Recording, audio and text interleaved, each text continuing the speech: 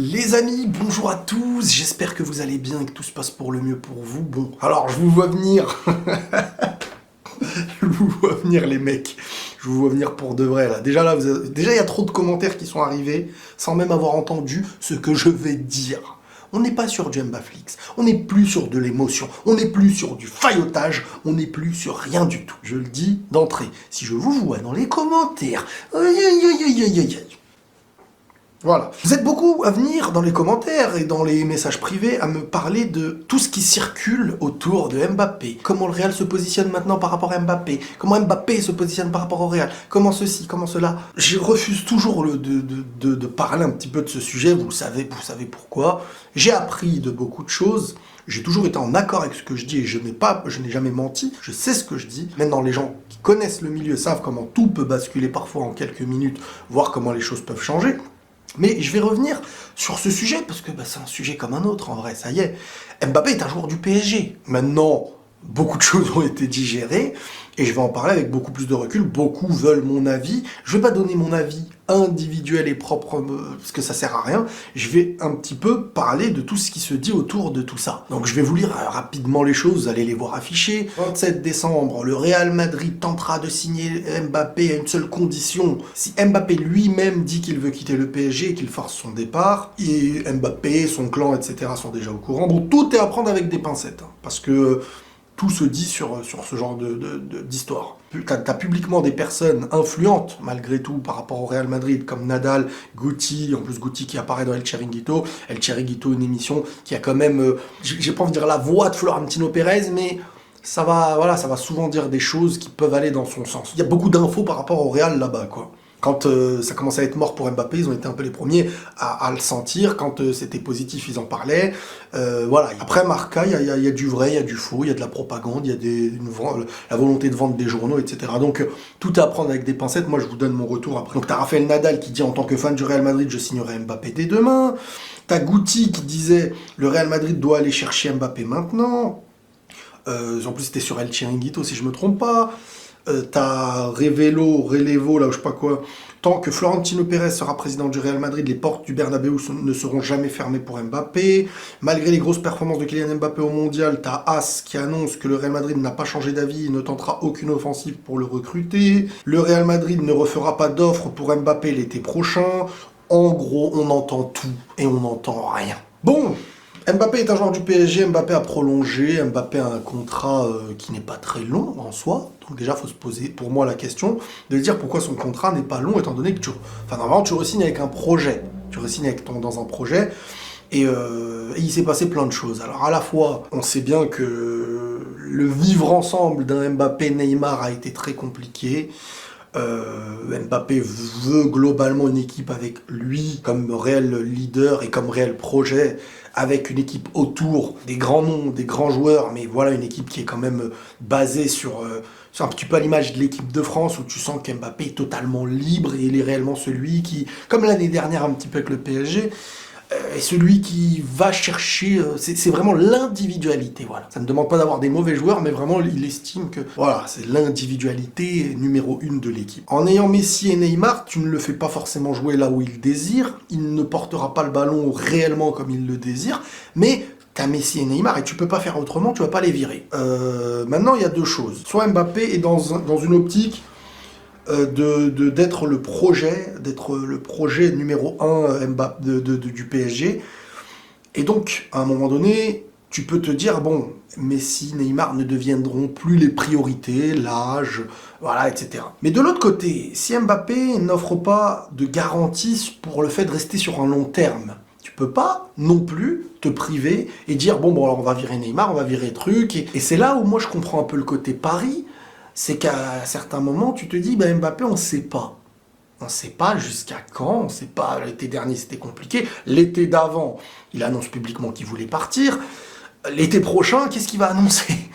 Donc, tu te dis, à la fois, oui, on veut bien construire autour de toi, prolonge et sois notre projet futur.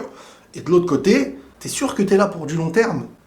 Voilà, moi je pense que c'est questionnement qui existe chez beaucoup de supporters et aux côtés du PSG, d'où la question de comment construire, qui virer, qui ne pas virer, qui garder, qui ne pas garder. Maintenant, bon, il y a eu des choses des rumeurs, voire plus que des rumeurs, comme quoi au début d'année, Mbappé n'aurait pas du tout été satisfait du recrutement, et il y a eu des gros messages indirects qui ont été envoyés, comme le pivot gang, en équipe de France il se sentait à l'aise, quand on lui pose la question des SK au PSG et tout, le petit sourire en coin, beaucoup de choses montrent qu'il a envie de montrer publiquement qu'il n'est pas satisfait. Après, bon, bah Paris ne peut pas non plus claquer des doigts et ramener tout ce qu'il espère. Tu peux pas virer Neymar s'il fait des bonnes performances, surtout qu'à côté, personne à ce moment-là ne voulait réellement le recruter, étant donné les doutes qu'il peut avoir, niveau des blessures, niveau du salaire, niveau de plein de trucs. Et Messi, bon, bah c'était le questionnement. L'année dernière, Messi n'était pas au niveau réel, j'ai envie de dire, de ce qu'on connaît de lui. Et cette année, bah, il est en train de rayonner, il prend la Coupe du Monde, la finalissima, et il va prendre son ballon d'or. Donc, côté individualité Mbappé, j'ai envie de dire, même cette année, même s'il fait de grosses performances, il n'aura pas le ballon d'or. Et c'est les années qui passent en Ligue 1, dans un championnat où il écrase tous ses adversaires en majorité. Et à un moment donné, ça ne pèse pas assez lourd dans la balance. Globalement, un petit peu mon petit résumé de tout ça. Maintenant, par rapport à tout ce qui se dit, moi je vais vous donner mon avis. Mon retour par rapport à ce que je sais, ce que je sais pas et tout. Prenez en compte que c'est mon avis et on verra sur le temps si les choses se confirmeront ou pas. Déjà concernant Florentino Pérez et Mbappé, les liens ne sont pas rompus. Je pense même que peut-être ils sont en contact encore. Je pense que voilà, il y a toujours ce respect mutuel entre les deux. Après, il y a eu ce qu'Mbappé a fait par rapport à ce qu'il disait au Real, à Florentino, et par rapport à ce qui s'est fait. Il y a eu une forme de trahison qui a pu être perçue côté Real Madrid. Le vestiaire était prêt à l'accueillir, les joueurs étaient prêts à l'accueillir, Florentino Pérez avait fait le nécessaire pour lui, et tout a basculé. Donc Florentino Pérez s'est permis lui aussi, publiquement, de se dire, bon bah, moi je me fais... on se fait quand même... Il y a eu une forme d'humiliation, je l'ai dit l'année dernière, en fin de mercato, le Real s'est senti, et d'une certaine manière, je ne veux pas dire a été humilié, je veux dire...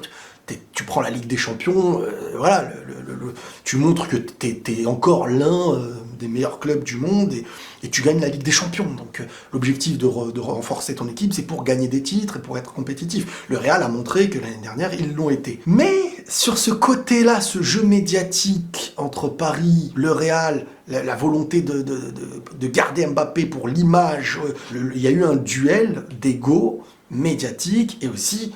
de ne pas perdre la face pour le PSG qui finit sa saison pas de la meilleure manière l'été dernier, enfin la saison dernière, qui perd contre le Real en plus avec un scénario fou. Si en plus le Real leur prenait Mbappé, ça aurait été une dinguerie, pas possible, humiliant en plus avant la Coupe du Monde, au Qatar, alors que le Paris Saint-Germain fait tout pour avoir cette vitrine avant le Qatar, et au final ils ont mené à ce qu'ils pouvaient vouloir, une finale de 2 joueurs parisiens en leader, Mbappé, Messi, forcément un ballon d'or qui irait au PSG l'année prochaine. Donc Florentino Pérez s'est donc permis de parler publiquement suite à la prolongation d'Mbappé. Je reviens 2 secondes sur Mbappé. Mbappé, quand il prolonge, il fait un truc qui, je n'ai jamais vu un seul joueur faire ça.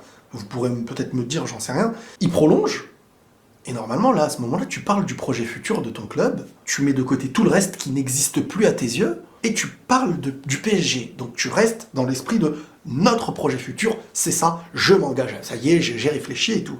Et là, tu vois, même dans sa petite lettre, dans son petit mot, d'une certaine façon, le mec évoque encore le Real Madrid. Et là, tu te dis, ah ouais, le mec, moi, je le prends comment? Ce n'est que mon interprétation. Je me dis, le mec n'a pas envie non plus de casser. En fait, il a envie, même dans la frustration et dans mon énervement, j'évoquais quelque chose que je considère un peu réel. On ne peut pas avoir le beurre et l'argent du beurre, c'est-à-dire, alors peut-être qu'il l'aura, même si on voit quand même que là, cette saison, il ne se sent pas très très bien et très à l'aise au PSG par rapport à plein de choses. Donc, tu prendras des choses et tu auras un pouvoir, tu auras beaucoup de choses au-dessus des autres, mais...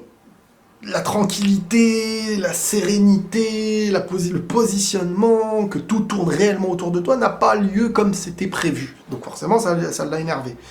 Mais tu te dis, bon, voilà, alors lui, il a fait ce coup au Real. Le coup, c'est la répercussion que ça donne au Real. Et Florentino Pérez, publiquement, se met à parler. Et donc à évoquer ce qu'il est... Voilà, ce n'est pas le Mbappé que je veux.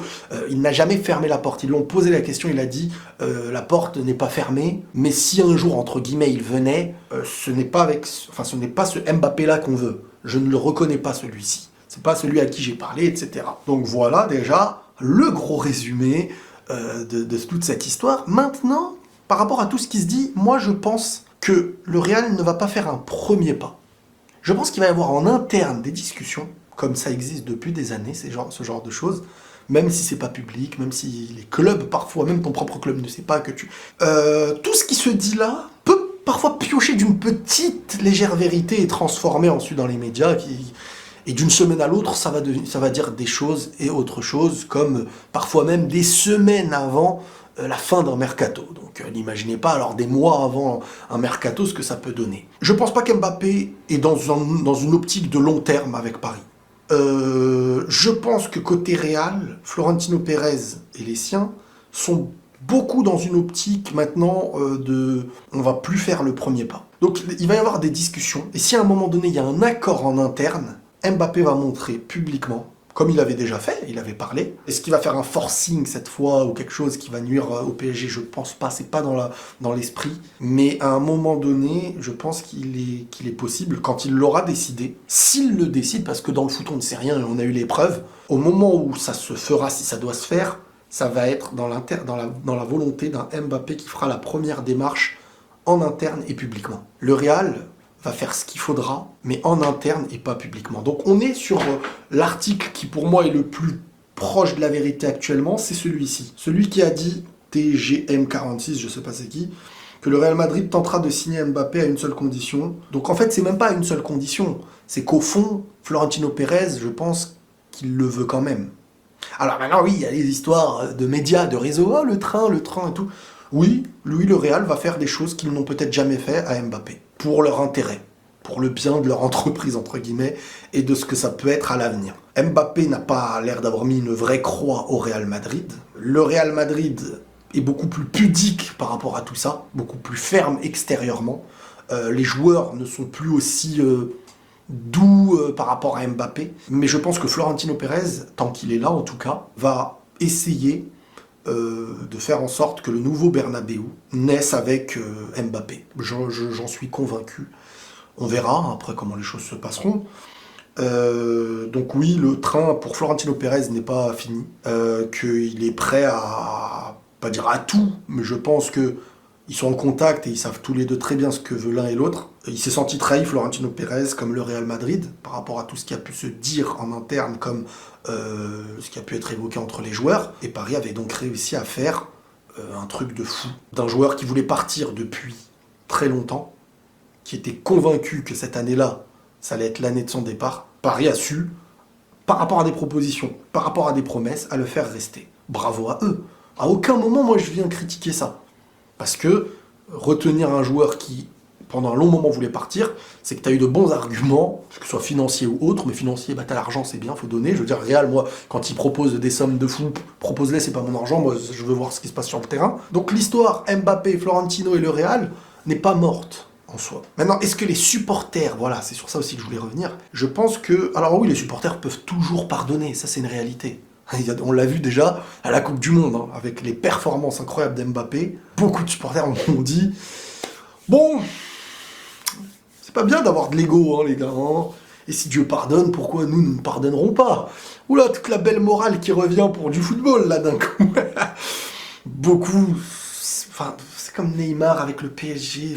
Quand le joueur devient ton joueur, il appartient à ton équipe et il va te faire vibrer, tu vas lui pardonner. Maintenant, il n'aura pas l'entrée qu'il aurait... Là, je parle en théorie. Hein. S'il arrive au Real Madrid l'été prochain, dans 2 ans, ou j'en sais rien, il n'aura pas la même entrée qu'il aurait pu l'avoir cet été. Pour moi, cet été, c'était une porte qui ne sera jamais similaire dans les autres moments. Alors après, il pourra reconquérir 1 million de fois le cœur de n'importe quel supporter quand t'as un joueur comme ça et qui te fait vibrer sur le terrain. Tu l'as, il a 24 ans, le mec a 24 ans. Tu sais que le gars, il a presque 10 ans encore de carrière dans ton club peut-être. C'est le chouchou, il devient très vite le chouchou. Surtout que si tu signes là-bas, tu vas dire des belles paroles, club de mon cœur, club depuis toujours.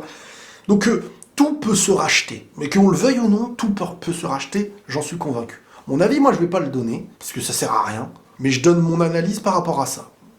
Florentino Pérez n'a pas mis de croix à Mbappé.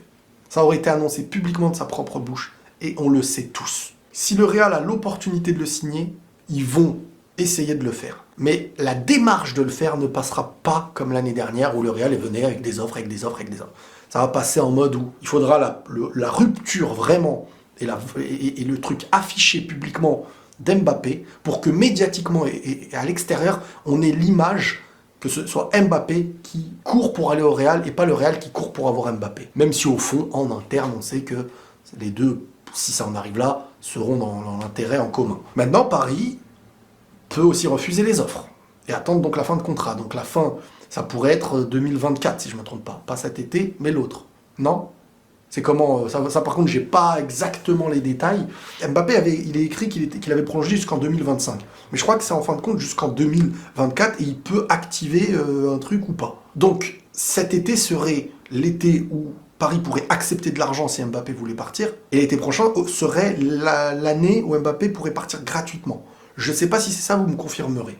Sinon voilà globalement ce que je pense de tout ce qui se dit. Mbappé est un joueur du PSG, je le répète. Je suis pas là à me l'approprier comme un peu je le faisais, on va dire, avant, où j'étais convaincu et je savais ce que je disais par rapport à sa volonté de départ, qui au final a changé, parce que tout dans la vie peut changer. Pour preuve, l'année dernière, pas la saison dernière, mais fin de saison d'avant, il avait annoncé qu'il voulait partir publiquement chez Roten, et que son choix était réfléchi, etc., etc. Il suffisait que Paris accepte pour que ce soit un joueur du Real. Toute l'année, il est dans la même volonté. Enfin, je veux dire, il y a un moment donné où sa volonté change. On comprend bien ou pas ? C'est-à-dire quand il reste à contre-cœur, moi je sais que sur le moment il était dégoûté, mais il est très professionnel. Quand il reste, c'est pas parce qu'il reste, ça y est, d'un coup il ne veut plus aller au Real. Il y a un moment, et peut-être que le moment était long. Moi, j'estime que le moment a été très très long jusqu'au dernier mois. J'ai même envie de parler de semaines. Et tout a basculé. Tout a basculé. Mais si tout a basculé, est-ce que ça remet en cause tout son projet futur qu'il avait réfléchi l'année d'avant et toutes les saisons peut-être même d'avant ? Je pense pas. Donc, pourquoi la prolongation n'est pas aussi longue qu'elle aurait pu être ? Voilà, c'est un peu sur tout ça qu'il faut aussi se poser les questions. Maintenant, Mbappé est un joueur du PSG, Mbappé peut prolonger encore plus longtemps au PSG, tout ça ne sera qu'une histoire de futur, et le futur s'est créé au présent, et tout peut se passer au présent. Voilà les amis, prenez tous soin de vous, et la paix sur vous.